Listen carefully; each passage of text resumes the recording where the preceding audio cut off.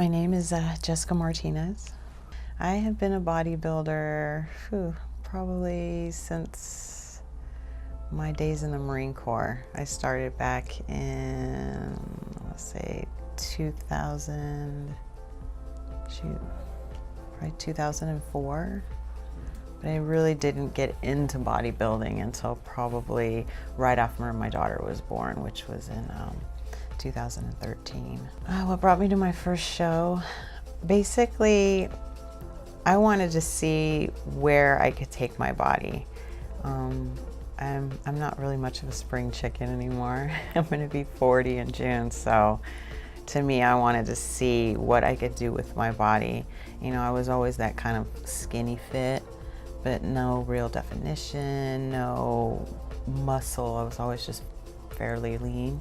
Yeah. So with this, you know, I started seeing the changes in my body, and then I just kind of had this notion that, you know, I wanna compete, because, you know, it's such a grueling, you know, chain of events, I guess you could say, because it's so structured and, you know, very, to me, kind of militant. I guess I could put it that way, because I'm so used to structure in the military. You know, honestly, I really, you know, I follow a lot of fitness tubers, I guess you could say, on YouTube, and so I kind of got little bits of what I might expect from it, but a lot of what I experienced wasn't what I was expecting. And we're talking about water, like what to expect. You know, for me, like a gallon of water seems like a lot. Some days I'm just like, it's like the Sahara Desert in my body. I want water and I'm so thirsty all the time. And I typically can get a whole gallon in really fast when I'm working out, because I'm a sweater. It's pretty gross.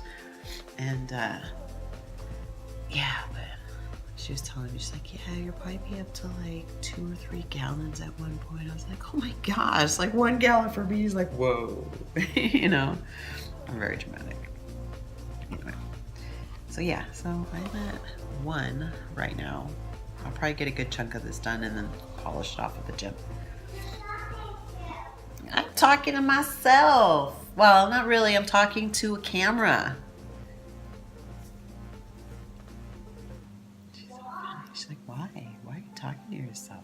I don't want to say I really went in with any expectations. I mean, I kind of had a general idea. You know, throughout the whole prep, I asked a lot of questions, and, you know, so I don't want to say I went in blindsided either, like not knowing what to expect, but it didn't have any expectations other than, you know, kind of just the idea of what it was going to be like. And, you know, my trainer that I'm with now, she's gone through a prep, so she answered a lot of my questions too, on, you know, as far as what to expect and how you're going to feel at different points of the whole process. My trainer right now is Vanessa Hobbs and Michael Haley. I'll be going in kind of half and half with both of them for this next upcoming show I'm looking at doing. So my day-to-day isn't super exciting or anything. I'm a stay-at-home mom. So Mondays I go grocery shopping. I get my lifts in Monday, Tuesday, Thursday. The rest of the week, with the exception of Sunday, is a full complete rest day for me. I go and get my cardio in, and any ab work or calf work that I have to do in between those days. Friday, I devote a whole day, with the exception of after going to the gym in the morning to get my cardio in. I think in the beginning, the way beginning, because I started with Michael back in August of 2016. So for me, the food, like, I used to follow the macro type of dieting, you know, if it fits your macros, I guess you could call it. And so my diet wasn't super clean, but it was balanced. So for me, going into just a very strict clean diet, that was a challenge, but not so much where, you know, gosh, I don't know if I can do this. I can't have a burger anymore or something. No, but I think that was kind of the hardest part. So we got a big bajumba thing of chicken. So I like to just throw a bunch of chicken in the crock. So yeah, I usually will cook it on high for 4 hours and then just keep it warm, and then later on I'll shred it. And that's really it. So that's meal one. So yeah, then I'll just cook up a bunch of rice in bulk, and then I like my broccoli fresh. I don't like to cook a bunch of broccoli because I'm probably the only person in America who doesn't have a microwave. So that's the only thing that I'll cook each meal fresh is my broccoli. And then rice I'll just do up. Because then when I reheat my food, like if I reheat the chicken, I'll throw it in a frying pan because I like the rice like a little crunchy. So I'll do that. And so that's kind of like my meals for the week. I usually will just eat chicken twice a day, and then at night I get tilapia. So I always just cook my chicken on Monday in bulk. So I'm good for the rest of the week. And then my tilapia every night I just cook on its own. I will find out Wednesday if my diet changes. I feel a little flat. Flat, for anybody who doesn't know, like I don't feel any pop anywhere.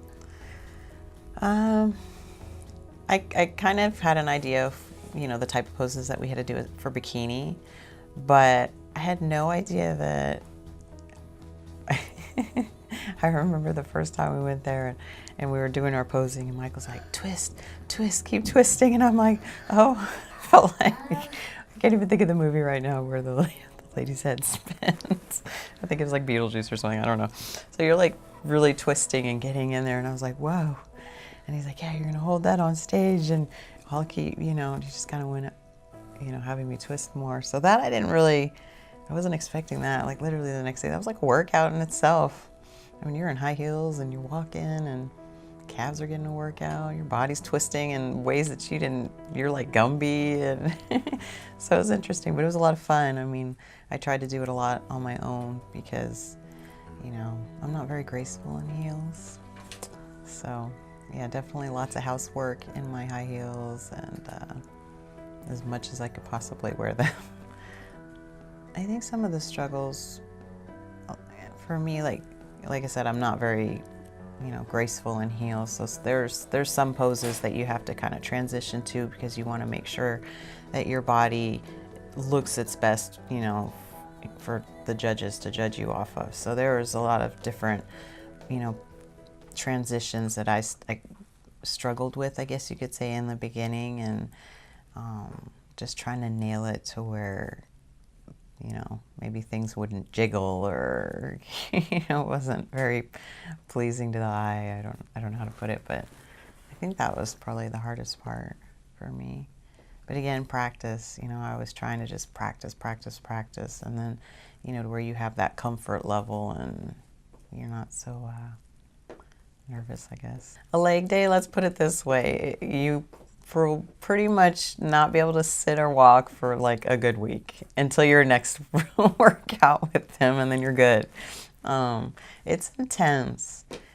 The training's pretty intense. And the great thing is for me, I like the variety. So every time I worked out, it was always just a little bit different. And then he teaches you as you're doing an exercise. He's telling you, okay, this is what it's doing for this part of your body. So let's say, you're doing, a squat or something. He's like, okay, well, it's working this part of your glute, this part of your glute. If you do it this way, I mean, he's very detailed about how, each exercise is done. And one little variation, I mean, you could stand a certain way, and if you change the way you stand, as an example, there's ways that I was doing one exercise, and the way he showed me how to do it, I literally would feel it in my glute versus, say, more of your quad or something like that. And so I've always felt that, I like to learn, I like to know, what is this doing for me? And then seeing the changes on top of that was amazing, how fast that your body just changes, by proper form and intensity level, and, so. Day one, oh man, day one was interesting. I want to say, actually, I'm trying to think, my food was, I want to say the food was the same. I don't think we had too much cut out. I think maybe towards the evening I didn't get carbs. So as my body was starting each day, you know, with less carbs, I was feeling it. I mean, then like you're so tired and your brain is foggy and you're, you know, because you don't realize how much carbs really affect you. I mean, your energy level, it's crazy.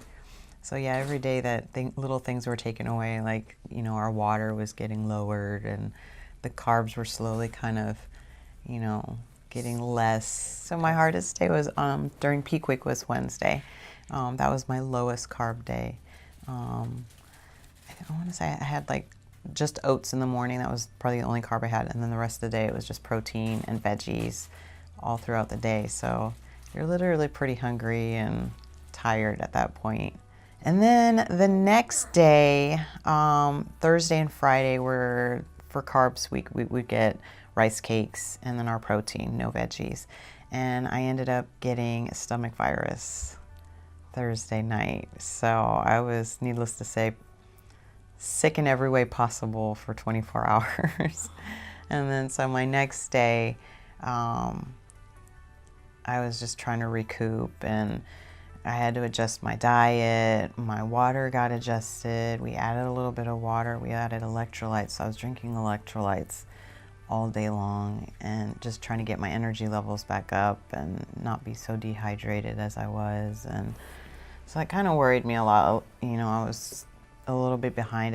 I missed meals because I was sick. And so I guess you could say that was probably the hardest day of peak week, trying to deal with being sick and then managing to get all your meals in and recover. And so probably by Friday evening, I think I was pretty good to go. I mean, as far as my energy, for as busy and crazy as the day was, you know, getting tanning and prepping for the next day for the show. So on show day, my day started at 4 o'clock in the morning.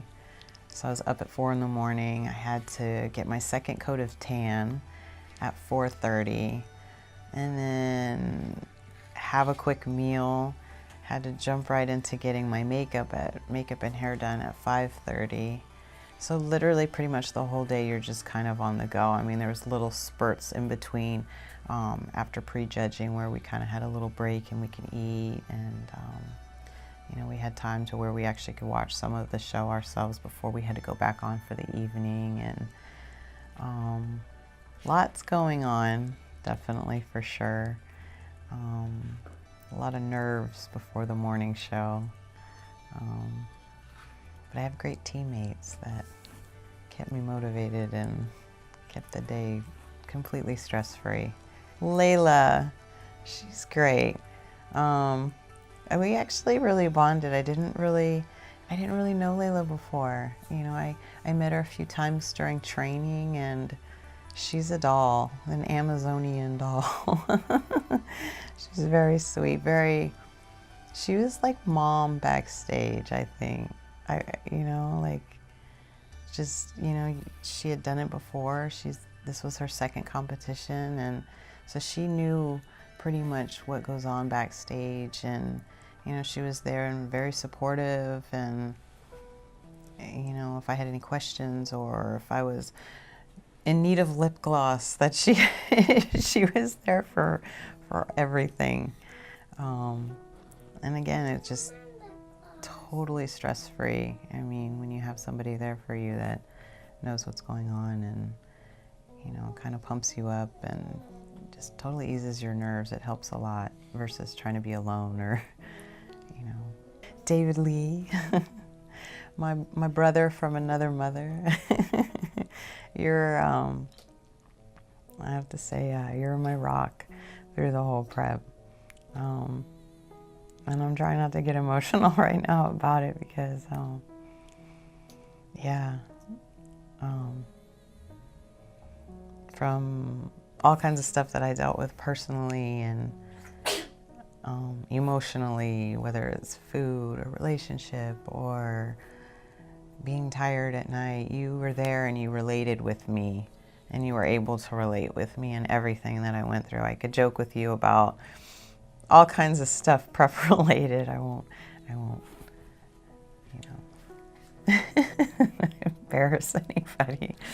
But, and even show day, it was like, you guys are great. We have such a great team, and I know I couldn't have done it without you guys. I'm not getting emotional. Okay, I am getting emotional. Again, I had a lot of like kind of personal things going on that day, and between Michael and yourself and Layla, just such an amazing support system. And even with, you know, back to talking about our coach Michael and his support that day, he was unable to be backstage with us, and you know, even though he was unable to be backstage with us, he was still with us. You know, thank goodness for modern technology and cell phones. You know, we were able to communicate through our cell phones and figuring out what we needed to eat. He was there every step of the way. I mean, you know, we're on the phone with him. He's like, okay, I want you to eat this. I want you to eat that. And, you know, just calming us down. You're doing great. And not everybody had that backstage. I mean, there was actually a girl that was backstage, and she didn't have food with her. She didn't know she was supposed to bring snacks. Her coach wasn't there with her, you know, and I'm thinking here to myself, you know, here my coach, yes, he's not backstage with us, but he's here with us. You know, every step of the way he told us this is exactly what you need. He was there for us. And, you know, thinking about that poor girl who didn't have any snacks or food, or didn't know what was going on because she wasn't told. She didn't have, you know, that type of coaching. Whereas, you know, Michael isn't just a coach. He's, you know, he's your mentor, he's your dad, he's your therapist, you know, as we always joke about. And he's there for you in every way. And that definitely made the day so much less stressful for me. I'm just very grateful. We have a really good team. I'm not gonna lie, before I got on stage, I was shaking. I'm like, what if I can't walk? I mean, I'm so nervous. But then as soon as you're in line with all the other girls, and as soon as they put you in the spotlight and you're waiting to walk out and do your routine, it kind of just changes.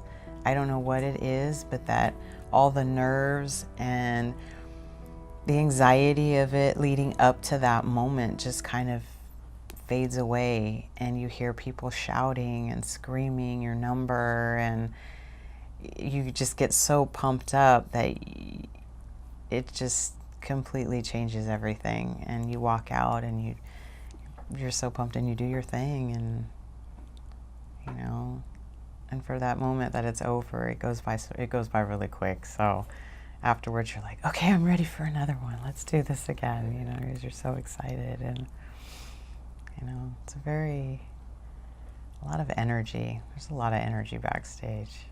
Even leading up to getting on stage, there's so much energy around you, and it's crazy. I was kind of in a daze, I'm not gonna lie. I was like, wait, did they just call my number?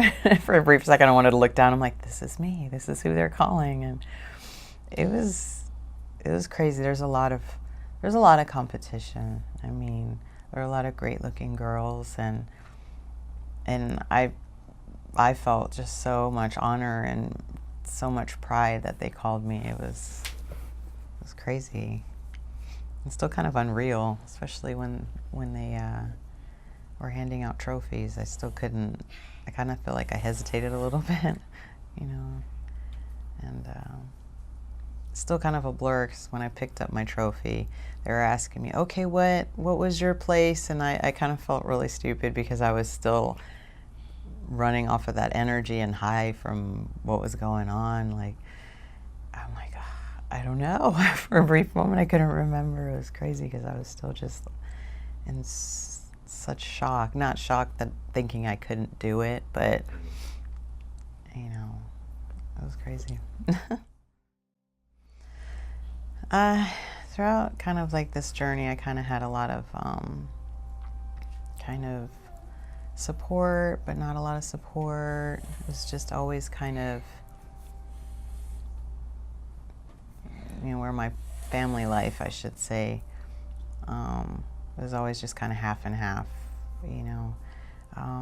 My boyfriend, he was supportive in the way that he could be supportive. I had a hard time with, on show day with my mom, there was not so much support in the beginning, but then leading up to the show there was support and a lot of excitement over it. And then show day there was a lot of disappointment for her, as far as how bikini, you know, how bikini is in comparison to, let's say, figure or physique, you know. And I think that made it really hard, because I felt very, very proud of myself, and I still feel very proud of myself. You know, I worked hard for where I'm at today, and looking at myself, say, you know, a few years back, and seeing where my physique is today. And to me, this is a sport. This is something that I love, and I worked very hard for it. And to get that kind of negativity about what this is as a sport, or what, you know, say what my mother had thought of it, made it, I guess you could say, kind of took a little bit away. But, you know,